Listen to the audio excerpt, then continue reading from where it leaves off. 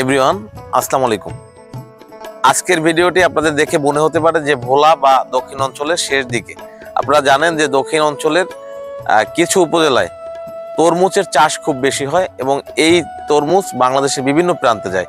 তো আজকের ভিডিওটি বরিশাল শহরের ঠিক 15 কিলো আগে বাবুগঞ্জ উপজেলার বাহেরচর থেকে। বাবুগঞ্জের বাহেরচর এরকম একটি বালির মাঠ তৈরি হয়েছে। এখানে সেই পটুয়াখালীর গলাচিপা উপজেলা থেকে চাষি ভাইরা এসে এই মাঠটিতে নতুন করে তরমুজের চাষ নেওয়ার উদ্যোগ করেছে।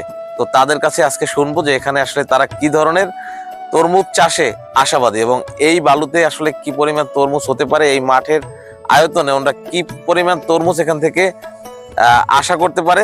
তো সেটা বিস্তারিত তার কাছে শুনি। আপনি কেমন আছেন? আছি ভালোই। আপনার নাম কি? মোহাম্মদ জালাল। জালাল। এর আগে কি তরমুজের চাষ আপনারা করছেন? কোথায় করছেন? করছি পায়রা বন্দর। পায়রা বন্দরে? ওখানে কতটুকু জমিতে করছিলেন? করছি 10 কানি। 10 কানি। তো এইখানে কত কানি জমি নিছেন? এনে নিছি 17 কানি।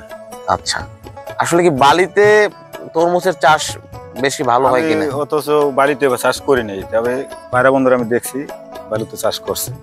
আচ্ছা, এই জন্য আমি এই বালু লইছি। তো এই বালুতে আশা করেন যে এখান থেকে ভালো ফলন হবে, আসবে।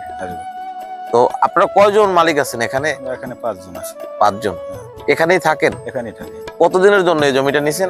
দেশে 4 মাসের জন্য। 4 মাস।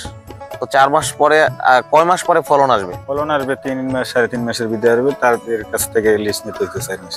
আচ্ছা আচ্ছা। তো আপনাদের দেশে যে আপনাদের এখন ক্ষেত রয়েছে, ওখানে কি অন্য লোক দিয়ে আসছেন করার জন্য, না দেশে বন্ধ আপাতত? দেশে আপাতত বন্ধ।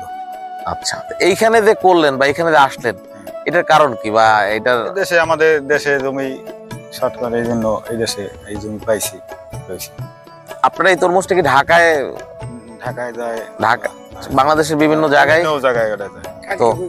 তো সেক্ষেত্রে এইখান থেকে আপনাদের মনে হয় যে পরিবহন যে একটা সুবিধা, সেটাও অনেক ভালো হবে, কারণ নদীপথ ছাড়াও এখান থেকে ডাইরেক্ট গাড়ি পথে সরাসরি যাওয়া যাবে। তো এবার যদি এখান থেকে আপনাদের ভালো কোনো সুফল আসে, আশা করি প্রতি বছরের ন্যায় তো এখানে তরমুজ চাষ হবে। তো দর্শক, আপনারা জানতে পারছেন যে আসলে আমাদের বরিশালের খুব কাছাকাছি বাবুগঞ্জ উপজেলাতেও এখন তরমুজ চাষের এই উদ্যোগ নেওয়া হয়েছে। তো এখানে তরমুজ আসার পরে যখন গাছে তরমুজ ধরবে, তখনও আপনাদের এখান থেকে আপডেট দেওয়া হবে এবং এই তরমুজ কখন কাটা হবে, কি মাসে কাটা হবে, সেটাও আপনাদের সম্পূর্ণ আপডেট জানিয়ে দেওয়া হবে। ভালো থাকবেন। নতুন কোনো ভিডিও নিয়ে আবার আপনাদের কাছে আসবো। আল্লাহ হাফেজ।